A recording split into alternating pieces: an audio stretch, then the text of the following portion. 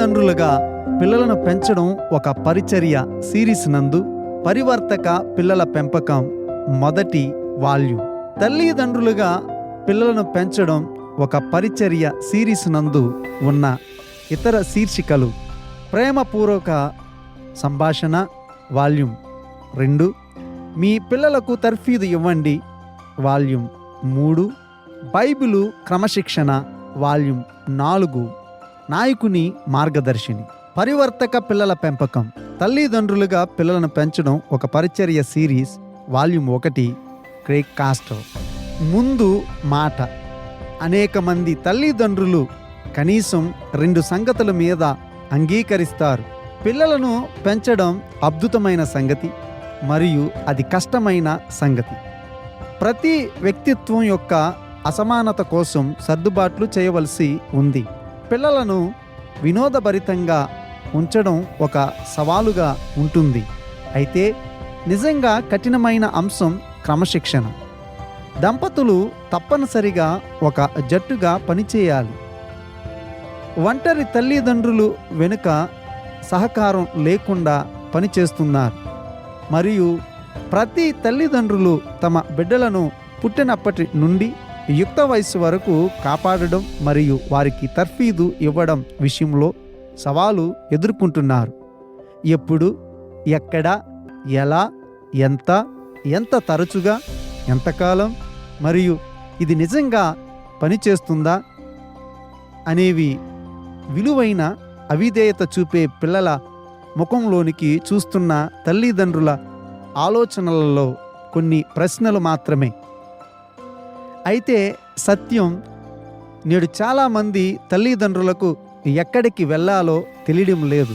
వారి సొంత తల్లిదండ్రులు సరైన పని చేశారని నమ్ముతారు మరియు తమను తాము సన్నద్ధం చేయలేదని భావిస్తున్నారు.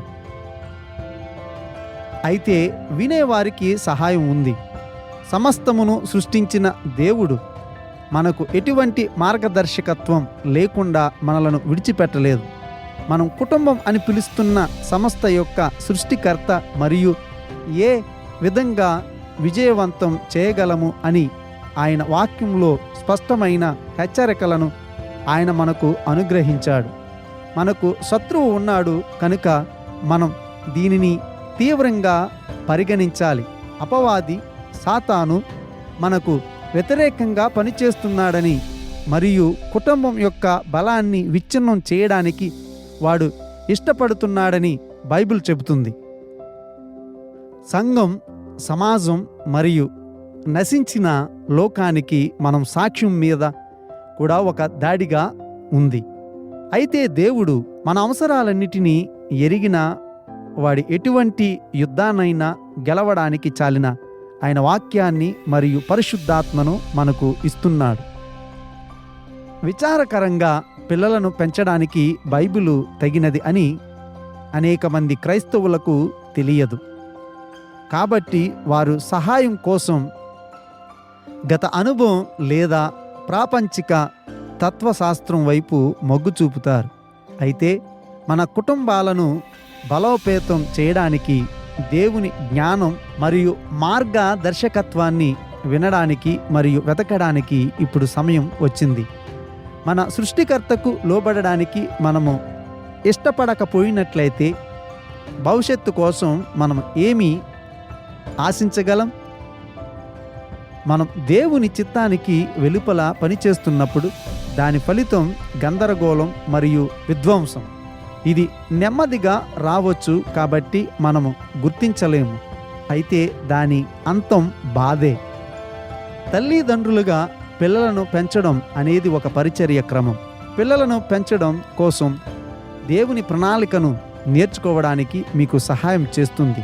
మీరు ఒక సాంప్రదాయ కుటుంబంగా కానీ, మిళిత కుటుంబంగా, ఒంటరి తల్లిదండ్రుల కుటుంబంగా, లేదా మన సంతానాన్ని పెంచే తాత, అమ్మమ్మలు లేదా నానమ్మలుగా పనిచేసిన పిల్లల్ని పెంచడంలో దేవుని నియమాలు ప్రభావవంతంగా మరియు నిశ్చయాత్మకంగా ఉంటాయి. మనమందరం దేవుని పిల్లలం. తల్లిదండ్రులు మరియు పిల్లలు ఒకేలా ఉంటాము మరియు సంతోషంతో నిండిన విజయవంతమైన జీవితం యొక్క అవకాశం లేకుండా ఆయన మనలను ఎప్పటికీ విడిచిపెట్టడు. దేవుడు తన అద్భుతమైన జీవితాన్ని మార్చే నియమాల ద్వారా మిమ్మలను దీవించునుగాక. దేవుడు కోరుకునే తల్లిదండ్రులుగా ఉండడానికి, ఆయన మిమ్మల్ని మార్చడానికి మీరు ఆయనను అనుమతిస్తూ ఉండగా దేవుడు మిమ్మల్ని ఆశీర్వదించునుగాక. కలిసి ఈ ప్రార్థన చేయండి.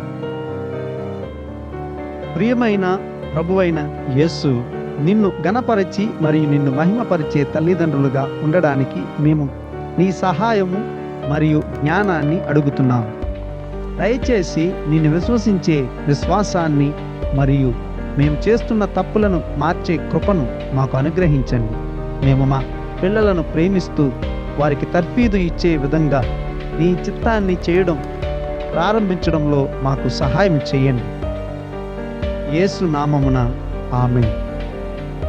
తొలి పలుకులు, ఆయన అమూల్యమైన బహుమానాలు. నాకు 3 పిల్లలు ఉన్నారు. నేను వారందరినీ ప్రేమిస్తున్నాను. వారికి శ్రేష్టమైనవి కలిగి ఉండాలని కోరుకుంటున్నాను. అయితే నా పట్ల దేవునికున్న ప్రేమతో పోలిస్తే నేను ప్రేమించడంలో చాలా తక్కువగా పడిపోయాను. కొన్నిసార్లు నా పిల్లలను పెంచుతున్నప్పుడు నేను ఎల్లప్పుడూ వారి పట్ల ఉత్తమ వైఖరిని కలిగి ఉండను. అజ్ఞానంలో నేను అయ్యో దేవా, నువ్వు తప్పు చేశావని అనుకుంటున్నాను అని. ఇది లోపభూయిష్టమైనది. అయితే దేవుడు తప్పులు చేయడు.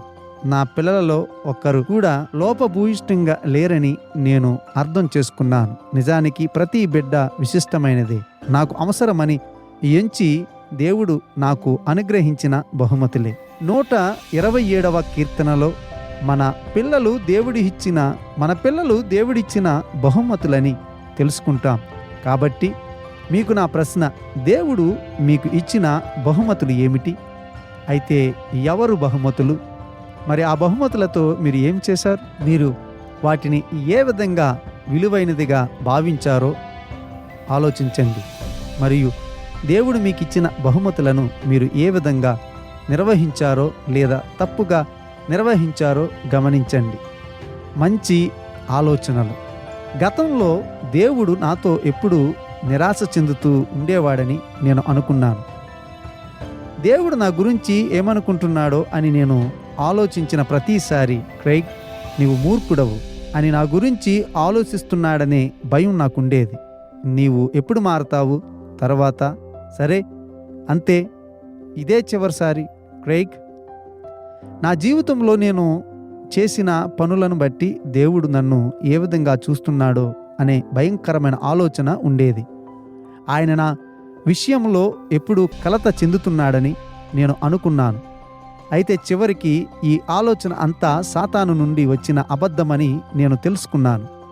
మీరు సముద్ర తీరాన 2 చేతులతో ఇసుకను తీసుకుంటే మీ చేతిలో ఉన్న ఇసుక రేణువుల సంఖ్య మీ జీవించే శేష జీవిత సెకనుల కంటే ఎక్కువగా ఉంటాయి. ఆయన వాక్యంలో దేవుడు మన పట్ల తన ఆలోచనలన్నీ మంచివని చెప్పాడు. వాటి మొత్తము భూమిలో ఉన్న ఇసుక రేణువులన్నిటి కంటే ఎక్కువగా ఉన్నాయి. కీర్తన 139, 17, 18 వచనాలు. ఈ మంచి తలంపులతో ఉన్న మన సృష్టికర్త మన విషయంలో దేవునికి చెడు తప్పులు ఉండవు. మన జీవితాలలో మనం ఎదుర్కొన్న చెడ్డ రోజులు, కష్టమైన పరీక్షలతో సహా దేవుడు మన దినములన్నిటినీ ముందే నిర్ణయించాడు. మనుష్యులు పరిపూర్ణులు కాదని, తల్లిదండ్రులు తప్పులు చేస్తారని దేవునికి తెలుసు. అయితే ఆయన మన తప్పులను, పరీక్షలను, కష్టాలను తనను తాను బయలుపరుచుకోవడానికి, ఆయన సన్నిహిత సంబంధంలోనికి తీసుకురావడానికి ఉపయోగిస్తాడు. ఆయన సమకూర్చిన అనుమతిలోనే దేవుడు మనము కొన్ని బుద్ధిహీన పనులు చేయడానికి అనుమతిస్తాడు మరియు ఎల్లప్పుడూ దానికి పరిణామాలు ఉంటాయి. ఈ రోజులలో మనం చాలా కుటుంబాలలో దీనిని చూస్తున్నాము. అది క్రైస్తవేతరులే గాని క్రైస్తవులు గాని ఒకే విధంగా ఉంటారు. ఎందుకంటే తల్లిదండ్రులు తరచుగా పిల్లలను పెంచడం విషయంలో వారి సొంత అవగాహనపై ఆధారపడతారు. ఇది అంతటి బాధను, గందరగోళాన్ని సృష్టించింది. దీని ఫలితంగా తల్లిదండ్రులకు పిల్లలకు సమాధానం, ఆనందం, ఆశీర్వాదాలు లేవు. అయితే దేవునికి స్తోత్రం, ఆయన అమూల్యమైన బహుమతులతో మనం వెర్రి పనులు చేసినప్పుడు ఆయన మనలను విడిచిపెట్టడు లేదా వదిలివేయడు. హెబ్రీ 13వ అధ్యాయము 5వ వచనం. దేవుడు తన పిల్లలను, మనలను ఎప్పటికీ విడిచిపెట్టడు లేదా వదిలివేయడు. మన గృహాలలో ఆయన శాంతిని, నీతిని అనుభవించినట్లు మన ప్రభువు క్రమశిక్షణను మనము అంగీకరిద్దాం. జ్ఞాపకం ఉంచుకోండి, మనలో ప్రతి ఒక్కరూ కాలం ప్రారంభానికి ముందే దేవునికి తెలుసు. గమనించాలి, కాలము, సమయము అనే దానిని దేవుడు ఒక వస్తువును చేసినట్లు దానిని కలగచేశాడు.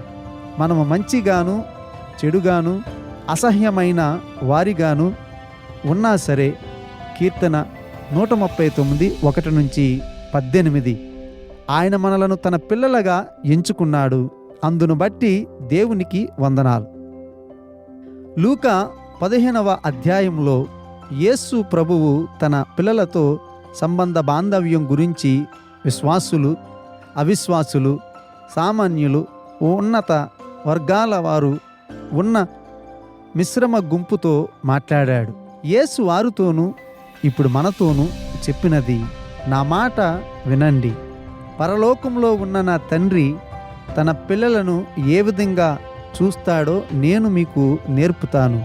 సజీవుడైన దేవునితో మనకున్న సంబంధాన్ని మనం తెలుసుకొని అర్థం చేసుకున్నప్పుడు అది మహిమాన్వితమైనదిగా ఉంటుంది.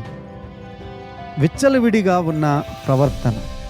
లూకా 15వ అధ్యాయం 4-7 వచనాలలో యేసు తప్పిపోయిన గొర్రె ఉపమానముతో మనం దారి తప్పినప్పుడు దేవుడు మనలను ప్రేమతో ఏ విధంగా వెంటాడుతాడో చూపిస్తూ తన బోధను ప్రారంభించాడు.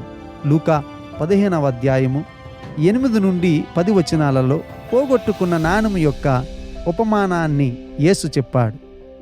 ఇది దేవుడు మనలో ప్రతి ఒక్కరికి ఎంత విలువను ఇస్తాడో అని, మనం ఆయనకు ఎంత విలువైన ప్రత్యేకమైన వారమో అని తెలియచేస్తుంది.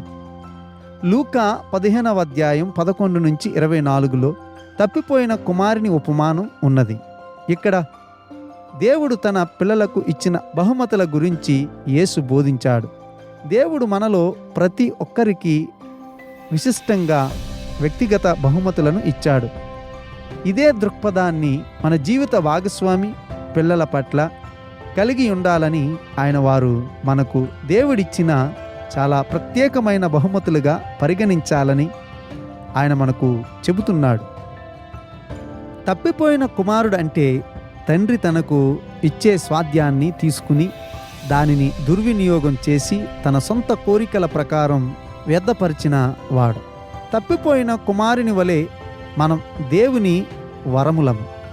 మూర్ఖంగా దుర్వినియోగం చేసినప్పుడు కూడా ఆయన మనలను ఖండించడు. ఆయన భవిష్యత్ జ్ఞానముతో మనం చేసిన పనులను మనం చేస్తామని దేవునికి ముందే తెలుసు. నిజంగా మనం ఆయన ప్రేమను, దయను అర్థం చేసుకోలేము. వాక్యం మనకు చెబుతుంది, నా మార్గములు నీ మార్గమే ఉన్నతమైనవి. యెషయా 55వ అధ్యాయము 9వ వచనం. మనం కూడా వినాలని, మనము దేవుడు యేసునందు చూపిన ప్రేమయందు విశ్వాసముంచాలని, మన సొంత అవగాహన కంటే ఆయన జ్ఞానాన్ని అనుసరించాలని దేవుడు మనకు చెబుతున్నాడు. మనము తండ్రిని తెలుసుకొనుటకు ఆయన మన పట్ల చూపిన ప్రేమ యొక్క అద్భుతాన్ని అనుభవించుటకు ప్రారంభించినట్లు యేసు ఈ లోకానికి వచ్చాడు. లూకా 15వ అధ్యాయం 11-13 వచనాలలో యేసు ఇలా అన్నాడు, ఒక వ్యక్తికి 2 కుమారులు ఉన్నారు. వారిలో చిన్నవాడు తన తండ్రితో, తండ్రి, ఆస్తిలో నాకు వచ్చే భాగాన్ని నాకు ఇచ్చేయండి. కాబట్టి తండ్రి తన జీవనోపాధిని వారికి పంచాడు. కొద్ది రోజులలోనే చిన్న కుమారుడు అంతా సమకూర్చుకొని దూరదేశానికి వెళ్ళి అక్కడ తన ఆస్తులను విచ్చలవిడి జీవితంతో పోగొట్టుకున్నాడు. ఇక్కడ తన తండ్రితో ఆస్తిలో తన భాగాన్ని అడుగుతున్నది తరువాత తన దారిన తాను వెళ్ళుతున్నది తప్పిపోయిన కుమారుడని గమనించండి. దేవుని కుమారులు, కుమార్తెలుగా ఈ సందేశం మనకు ఒక ఉదాహరణగా ఉన్నది. తప్పిపోయిన కుమారుడు నాకు ఆస్తిలో వచ్చే భాగాన్ని నాకివ్వు అని చెప్పినప్పుడు అతడు చట్టబద్ధంగా తనకు వచ్చేదంతా తన తండ్రిని అడుగుతున్నాడు. అతడు ఎక్కువ అడగడం లేదు. అతనికి ఏమి వస్తుందో అదే. ఒక రకంగా ఇది మన పరలోకపు తండ్రితో మనం ఇలా అన్నట్లు ఉన్నది. నాకు అంతా కావాలి దేవా, నీవు నాకు వాగ్దానము చేసిన ఆ దీవెనలను నాకు ఇవ్వు. ఆయన మీకోసం ఉంచిన బహుమతులన్నీ మీకు కావాలా? దేవా, నా కోసం నీ దగ్గర ఉన్నదంతా నాకు ఇవ్వు అని అడగడం తప్పు కాదు. మనము అంతటిని కావాలను కొనుటను ఆయన ఇష్టపడతాడు. విచారకరమైన వాస్తవం, మనలో అనేక మంది ఆయన మనకు ఇచ్చే బహుమతుల విషయంలో నిర్లక్ష్యంతో వ్యవహరిస్తాము. మనము ఆయన బహుమతులన్నిటినీ ఆశీర్వాదాలుగా చూసినప్పుడు మనము వాటిని తప్పుగా చూస్తాము. మనలో ఎంతమంది దేవుడు మనకు ఇచ్చిన బహుమానమైన జీవిత భాగస్వామి పట్ల కానీ లేదా మన పిల్లల పట్ల కానీ నిర్లక్ష్యంగా, అనుచితంగా ప్రవర్తించాము? మనలో ఎంతమందికి ఆయన ఇచ్చిన బహుమానాలతో ఏం చేయాలో తెలియదు? నా పెద్ద కుమారుడు 3 సంవత్సరాల వయసులో నేను ఆ బహుమతిని మూటగట్టి తిరిగి పంపాలనుకున్నాను. ఇంత చిన్న వయసులో కూడా నాకు ఇంత కోపం తెప్పించగల మనుష్యుడు ఈ భూమి మీద మరొకడు ఉండడేమో. నేను 200 పౌండ్లు బరువుండగా వాడు కేవలం 18 పౌండ్లు మాత్రమే. నేను ఇలా ప్రార్థిస్తున్నాను, దేవా, నేను ఎక్కడికి వెళ్ళి వీణ్ణి అమ్మివేయగలను? దేవా, నీవు పొరపాటు చేశావని నేను అనుకుంటున్నాను. ఇది విరిగిపోయింది. దేవునికి స్తోత్రం. అప్పటి నుండి చాలా మారిపోయింది. ఈ మొండి పిల్లవాడి పట్ల నా వైఖరిలోని మార్పు నాలో ఒక గొప్ప మార్పు. నా కుమారుడు నా భార్యకు, నాకు దేవుని బహుమతిని అర్థం చేసుకొనుటకు దేవుడు నిరాశతో ఉన్న నా మనసులోనికి చొచ్చుకుపోయాడు. నా కోపం సమస్య నా కుమారుడు తప్పు లేదా బాధ్యత కాదు. సమస్య నాలోనే ఉంది. నా స్వార్థపూరితమైన మూర్ఖపు హృదయాన్ని బహిర్గతం చేయడానికి, నన్ను మోకాళ్ళపైకి తీసుకురావడానికి దేవుడు ఈ మొండి బిడ్డను ఉపయోగించాడు. నేను ప్రార్థన చేయడం, ఉపవాసం ఉండడం, పశ్చాత్తాపపడడం, అధ్యయనం చేయడం ప్రారంభించినప్పుడు, దేవా, నాకు సహాయం చెయ్యి అని వేడుకొనుచుండగా ఆయన తన వాగ్దాన ప్రకారం నన్ను మార్చుటకు ప్రారంభించాడు. మన పిల్లలను పెంచడంలో కష్టాలు కలిగి ఉండడం ఉన్న ఉద్దేశం అదే. ప్రభువా, నాకు సహాయం కావాలి. నేను ఇక్కడ ఏమి చేస్తున్నానో నాకు తెలియదు. నా కుమారుడు, కుమార్తె ఒక బహుమతి అని మీరు అంటున్నారు. అయితే అతను, ఆమె బహుమతిగా కనిపించడం లేదు. అప్పుడు దేవుడు ఇలా అంటాడు, అతడు, ఆమె చాలా ప్రత్యేకమైన బహుమతి. నీవు నా దగ్గరకు వస్తే అతనితో ఆమె ఏ విధంగా చూడాలో నేను నీకు చూపిస్తాను. అతని, ఆమె విషయంలో ఎటువంటి శ్రద్ధ చూపించాలో నేను నీకు చూపిస్తాను. నా హృదయాన్ని, మనస్సును మార్చడానికి దేవుడు కొన్ని నిజమైన శస్త్రచికిత్స చేయవలసి వచ్చింది. మరియు ఆయన అమూల్యమైన బహుమతులను సరిగ్గా విలువ కట్టడం, వారితో సరిగ్గా ప్రవర్తించడం ఆయన నాకు నేర్పించవలసి వచ్చింది. లూకా 15వ అధ్యాయం 12 వచనంలో కుమారుడు ఆస్తిలో తన భాగం తన తండ్రిని అడిగినప్పుడు ఇలా చెబుతున్నాడు, సరే, నేను సిద్ధంగా ఉన్నాను తండ్రి. నాకు చెందిన వాటన్నిటినీ చూసుకోవడానికి నేను సిద్ధంగా ఉన్నాను. వాటిని చూసుకోవడానికి నాకు నీ అవసరం లేదు, నేను నా సొంతంగా చేయగలను. అప్పుడు అతడు తనంతట తానుగా బయటికి వెళ్ళిపోయిన నిర్లక్ష్యంగా వ్యర్థమైన స్వార్థపూరితమైన జీవనంతో తన ఆస్తులను వృధా చేసుకున్నాడు. ఈ కుమారుడు తన తండ్రి ఆశీర్వాదములకు విలువ ఇవ్వలేదు. దానికి బదులుగా అతను తన సొంత కోరికల ప్రకారం వాటిని వృధా చేశాడు. తనకు వస్తున్న ఆస్తిని తీసుకుని మూర్ఖంగా ఇలా అన్నాడు, నీకు తెలుసా, నీవు మీ విధానము అనుసరించినను తండ్రి, ఏ రీతిగానూ నాకు నీ సహాయం అక్కర్లేదు, నాకు మీ మద్దతు అవసరం లేదు. నేను ఈ ఆస్తిని తీసుకొని నాకు కావలసిన విధంగా ఉపయోగించబోతున్నాను. ఇది తప్పిపోయిన కుమారుని సందేశంలోని మొదటి భాగం. ఎవరైనా దేవుని నుండి బహుమతులు పొంది ఆ బహుమతులను దేవుడు ఉద్దేశించిన దానికంటే భిన్నమైన రీతిలో పరిగణించినప్పుడు లేదా ఉపయోగించినప్పుడు వారు తప్పిపోయిన కుమారుని వలె నిర్లక్ష్యంగా, వ్యర్థంగా, స్వార్థపూరితంగా, మూర్ఖంగా జీవిస్తున్నారు. క్రీస్తు శరీరంలో అనేక మంది ఎందుకు తప్పిపోయిన వారిలా జీవిస్తున్నారు?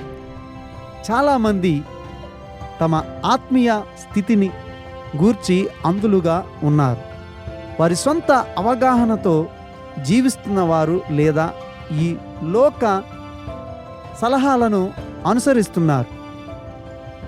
ఇంకా అనేక మంది దేవుడు తన వాక్యం ద్వారా మనకు ఇచ్చిన బహుమతులను నిర్లక్ష్యం చేస్తున్నారు. మనలో కొందరు తిరుగుబాటు చేసేవారిలా ఉన్నారు. దేవుని యొద్ద నుండి బహుమానాలు. మీరు ఎప్పుడైనా మీ జీవిత భాగస్వామిని, పిల్లలను దేవుడిచ్చిన బహుమానాలుగా చూశారా? అమెరికాలో విడాకుల శాతం ఆశ్చర్యంగా ఉంది.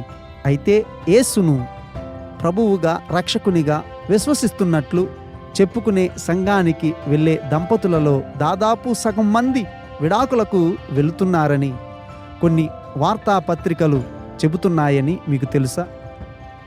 విడాకులు అన్నది పిల్లలకు చాలా బాధాకరమైనది, వినాశనకరమైనది. జ్ఞానము, బలము కోసం యేసు వైపు చూడకపోతే మనం స్వార్థపూరితంగా ఆలోచించడము, ప్రవర్తించడం ప్రారంభిస్తాం. తప్పిపోయిన వారిలా మూర్ఖులు అవుతాం. బహుశా మన బహుమతులను కోల్పోతాము. నేడు అనేక మంది క్రైస్తవులు ఇప్పుడు కూడా విడాకుల కోసం గుణాంక మార్గంలో ఉన్నారు. మరికొందరు కష్టతరమైన, సంతృప్తి లేని సంబంధంలో జీవిస్తూ నిరంతరం బాధలు పడుతున్నారు. పిల్లలను పెంచే విషయంలో తల్లిదండ్రులిరువురు ఏకీభవించినప్పుడు వైవాహిక జీవితంలో గందరగోళం ప్రవేశించవచ్చు. నిరాశ ద్వారా పిల్లలతో ఘర్షణ కూడా చోటు చేసుకుంటుంది. ఎందుకంటే సంఘము కానీ ఇతర విశ్వాసులు కానీ ఈ అంశంపై దేవుడు ఇచ్చిన బైబిల్ హెచ్చరికల గురించి తల్లిదండ్రులకు అవగాహన కల్పించరు.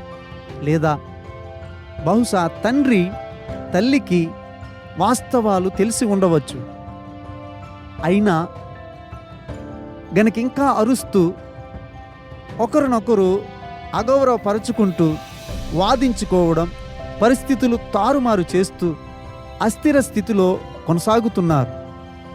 ఎట్టకేలకు నాలో కోపం, స్వార్థపూరిత పరిస్థితి ఉందని నేను గ్రహించినప్పుడు, ప్రభువా దయచేసి నాకు సహాయం చేయండి అని మొరపెట్టాను. ఆయన తన దయలో నన్ను తిప్పికొట్టలేదు, కాదనలేదు. తప్పిపోయిన కుమారుని విషయంలో తన పరిస్థితులలో అతడు చివరికి ఏమి గ్రహించాడు? 17వ వచనములో మనం ఇలా చదువుతాం, అయితే బుద్ధి వచ్చినప్పుడు వాడు నా తండ్రి యొద్ద ఎంతోమంది కూలివాండ్రకు అన్నము సమృద్ధిగా ఉన్నది, నేనైతే ఇక్కడ ఆకలికి చనిపోవుచున్నాను. ఈ వచనంలో చాలా ముఖ్యమైన సూత్రాలు ఉన్నాయి. కుమారునికి బుద్ధి వచ్చినప్పుడు, అనగా కుమారుని తప్పును గూర్చి పరిశుద్ధ ఆత్మ ఒప్పించినప్పుడు అతడు లొంగిపోయాడు. నేను నా తండ్రి వద్దకు వెళ్ళాలి అని అనుకున్నాడు. ఆయన బహుమానాలను కలిగి ఉన్నాడు. ఆయనే వాటిని నాకు ఇచ్చాడు. వాటిని ఏ విధంగా చూసుకోవాలో ఆయనకు తెలుసు. నేను ఆయన వద్దకు తిరిగి వెళ్ళాలి. ఇది అతను తన సొంత మార్గములో పనులు చేస్తుండడం, తన స్వీయ సంకల్పం విషయంలో తాను ఒక ముగింపుకు వచ్చాడని చూపిస్తుంది. ప్రణాళిక 999లో ఉన్న అనేక మంది తమ ముగింపులో ఉన్నారని అంగీకరించడానికి నిరాకరిస్తారు. వారి వైవాహిక జీవితంలో నిజమైన సహచర్యం, ప్రేమ, ఐక్యత లోపిస్తుంది. పిల్లలతో వారి సంబంధం దెబ్బతింటుంది. సక్రమంలో లేదు. ప్రభువు దగ్గరకు రావడానికి బదులు వారు మరొక నాశకరమైన ప్రణాళికను రూపొందిస్తారు. తమ స్నేహితుని నుండో లేదా లోకానుసారమైన సలహా ఇచ్చు ఒక పుస్తకం నుండో సహాయం పొందాలని వారికి బహుమతులుగా ఇచ్చిన దేవునికి వేరుగా ఒక క్రొత్త ఖచ్చిత ప్రణాళికను కలిగి ఉండాలని నిర్ణయించుకుంటారు. తప్పిపోయిన కుమారుడు లోకం వద్దకు వెళ్ళాడు. అయితే లోకం అతనికి ఇవ్వడానికి ఏమీ లేదు. ఈ లోకము మనకు సహాయం చేయలేదని మనం ఎప్పుడు గ్రహిస్తాము? చేయగలిగినది ఒకే ఒక్కడు. తప్పిపోయిన కుమారుడు తన తండ్రి వద్దకు తిరిగి రావడానికి ముందు తన అంతిమ దశకు రావలసి వచ్చింది. మనం అంతిమ దశలో ఉన్నామని ఒప్పుకొని సహాయం కోసం పరలోకంలో ఉన్న మన తండ్రి దగ్గరకు వెళ్ళాలంటే ఎలాంటి సంక్షోభం చోటు చేసుకోవాలి? చాలామందికి రక్షకుని దగ్గరకు వెళ్ళి ప్రభువా నాకు సహాయం చెయ్యి అని చెప్పే ముందు పెద్ద సంక్షోభంలోనికి ఉండడం అనేది ఎందుకు అవసరమవుతుంది? మనం ఆయన దగ్గరకు రావాలని దేవుడు కోరుకుంటున్నాడు. అయితే దేవుని వాక్యం మన జీవితంలోని ఈ రంగాలకు వర్తించదని విశ్వాసులను ఒప్పించేందుకు సాతాను కృషి చేస్తున్నాడు. దేవుడు మనకు సహాయం చేయడానికి ఆసక్తిగా లేడని, శ్రద్ధ లేడని, అసమర్థుడని లేదా ఇష్టపడడు అని సాతాను అనేక మందిని ఒప్పించాడు. కొద్దిమంది దీనిని నేరుగా ఒప్పుకుంటారు. అయితే క్రీస్తు శరీరం యొక్క స్థితిని చూడండి. మన దైనందిన జీవితంలో మనం చేసుకునే ఎంపికలతోనే మనము చెబుతున్నాము. దేవుని కృప ద్వారా మనము ఆయన బహుమానాలను జాగ్రత్తగా చూసుకోగలుగుతాం. మీ జీవితంలో ప్రతి విషయంలో మీరు దేవుని శక్తిని, శాంతిని, అవగాహనను అనుభవించక పోవడానికి కారణమని మీకు తెలుసా? మీరు దానిని యథార్థతతో దేవుని యొద్దకు ఇంకా తేలేదు.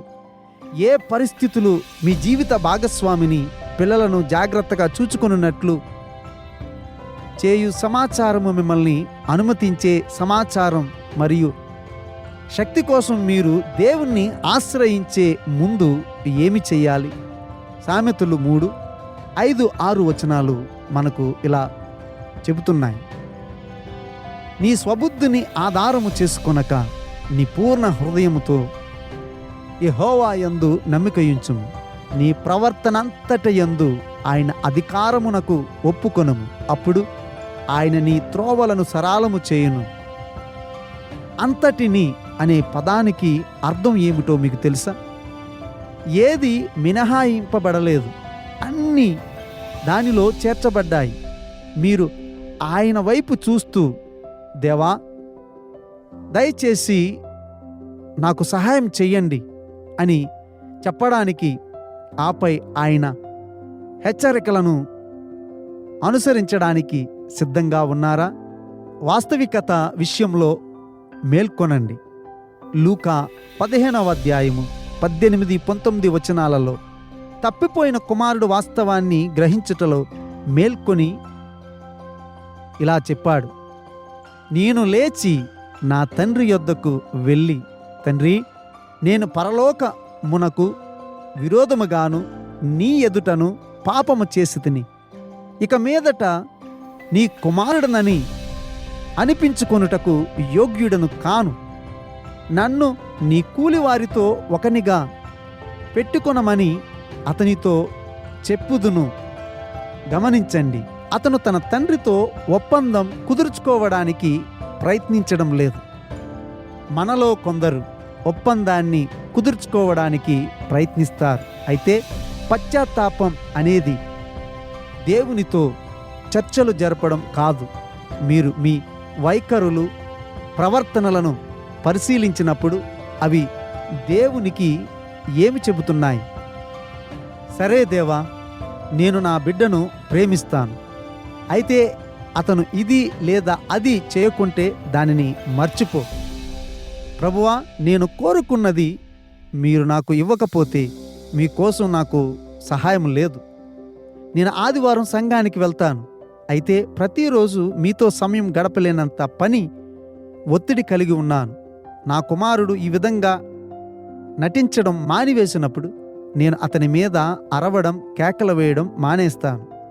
నా కుమార్తె నేను చెప్పేదంతా పాటించడం ప్రారంభిస్తే నేను ఈ విధంగా నటించడం మానేస్తాను.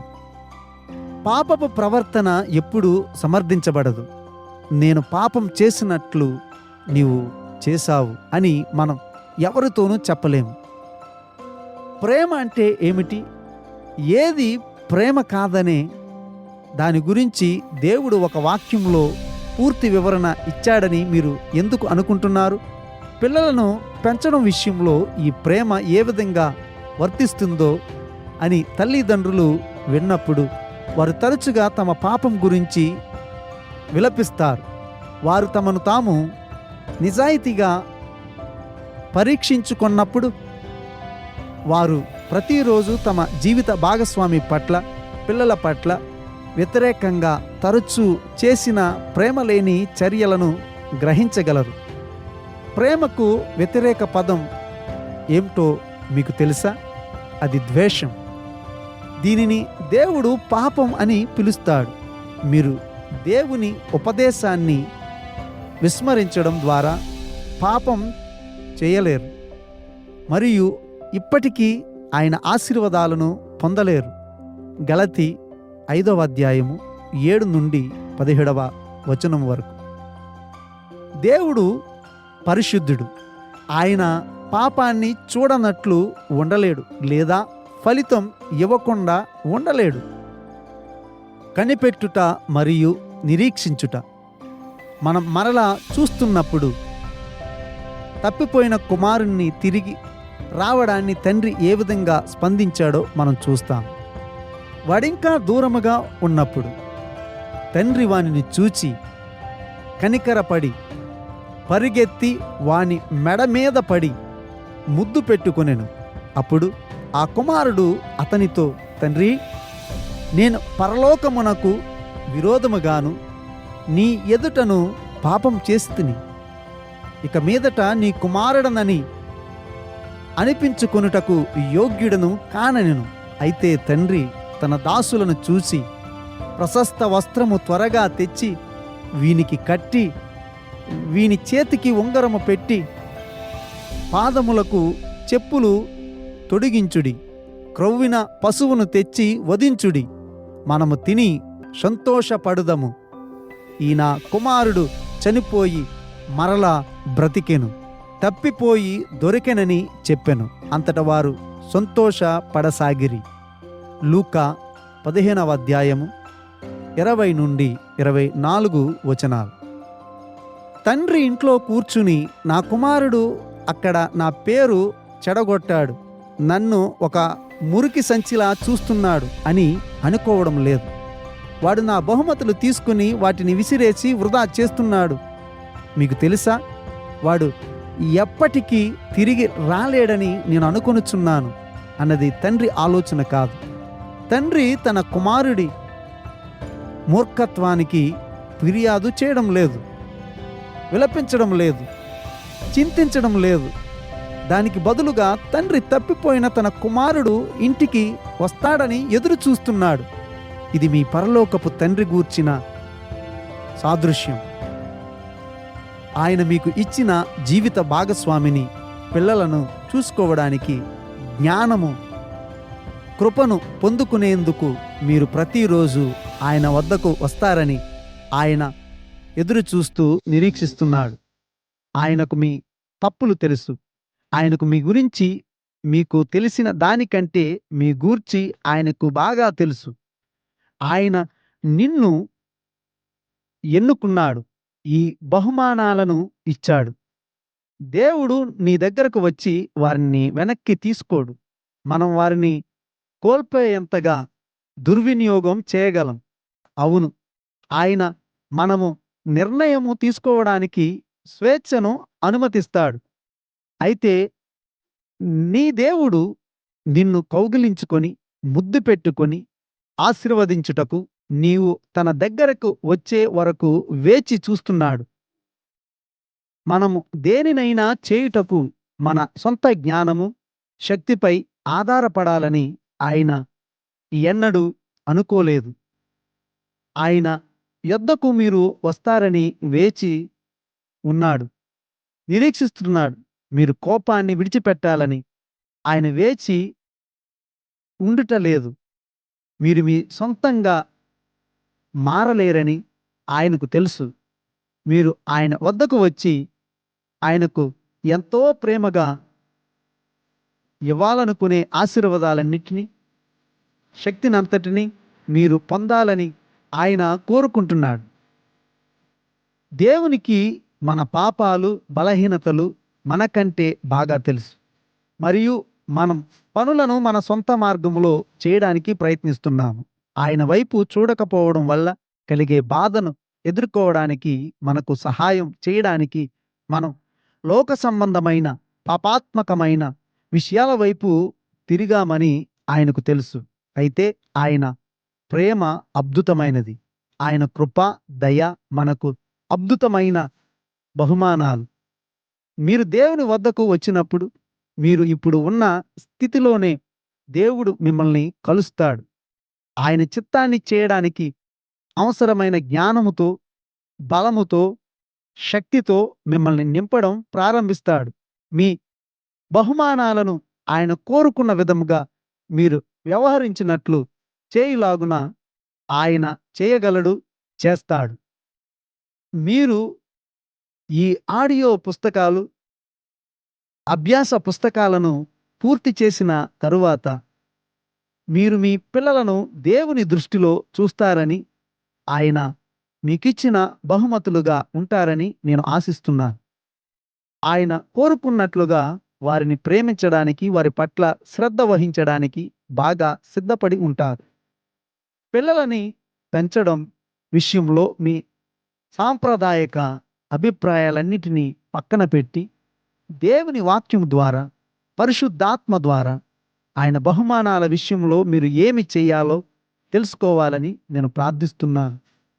నా కుటుంబంలో తన వాగ్దానాలను నెరవేర్చడం ద్వారా గతంలో ఏమి చేసినా, లేదా మీరు ఇంతకుముందు మీ బహుమానాలతో ఏ విధంగా ప్రవర్తించినా, మీరు ఆయనను, ఆయన విధానాలను హత్తుకోవాలని ఆయన ఎదురు చూస్తున్నట్లు దేవుడు నాకు కనపరచాడు. మీరు దేవుడు పిలిచిన విజయవంతమైన తల్లి, తండ్రిగా చూడాలన్నది ఆయన కోరిక. ఆయన మీకు ఇచ్చిన ఆయన పిల్లలు అని ఆయన వాక్యం తెలియజేస్తున్నది. మరియు ఆయన వాక్యమే మనకు హెచ్చరికల మాన్యువల్. దేవుణ్ణి అనుసరించండి, దేవుడు మిమ్మల్ని ఆశీర్వదిస్తాడు. Craig Castro. మీరు ఇప్పుడు ఆయనను అనుసరించడానికి నిజంగా సిద్ధంగా ఉన్నారా? యేసు మనలను ప్రోత్సహిస్తున్నాడు. నేను సాత్వికుడను, దీన మనస్సు గలవాడను గనుక మీ మీద నా కాడి ఎత్తుకొని నా యొద్ద నేర్చుకొనిడి, అప్పుడు మీ ప్రాణములకు విశ్రాంతి దొరుకును. ఏలయనగా నా కాడి సులువుగాను నా భారము తేలికగాను ఉన్నది. మత్తాయి 11వ అధ్యాయము 29-30 వచనాలు. తండ్రి, నా పట్ల మీ కృపను బట్టి, దయను బట్టి మీకు వందనాలు. మీ వాక్యమును బట్టి వందనాలు. తండ్రి, అనుదినము నీ చేతులు చాచి నేను నీ యొద్దకు వచ్చినట్లు ఎదురు చూస్తున్న నీ సహవాసము కోసం ధన్యవాదాలు. మీరు నన్ను ఆశీర్వదించాలనుకుంటున్నారని నేను నమ్ముతున్నాను.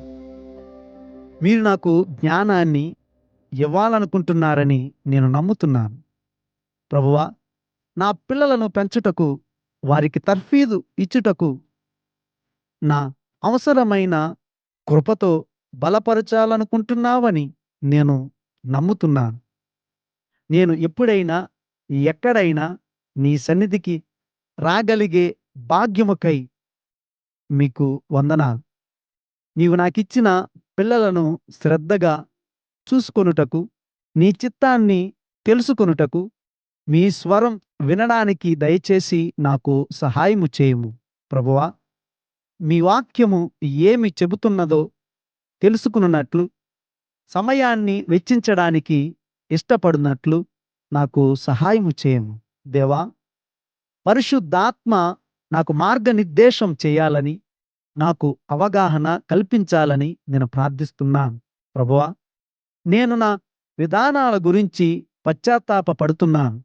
లోక జ్ఞానాన్ని విస్మరించుటకు నేను సిద్ధంగా ఉన్నాను. దేవా, గతంలో వీటి వైపు తిరిగినందుకు నన్ను క్షమించమని నిన్ను అడుగుతున్నాను. నా జీవితం ద్వారా మీరు మహిమపరచబడాలని ఈ ప్రార్థనను యేసు నామములో అడుగుతున్నాను. ఆమేన్.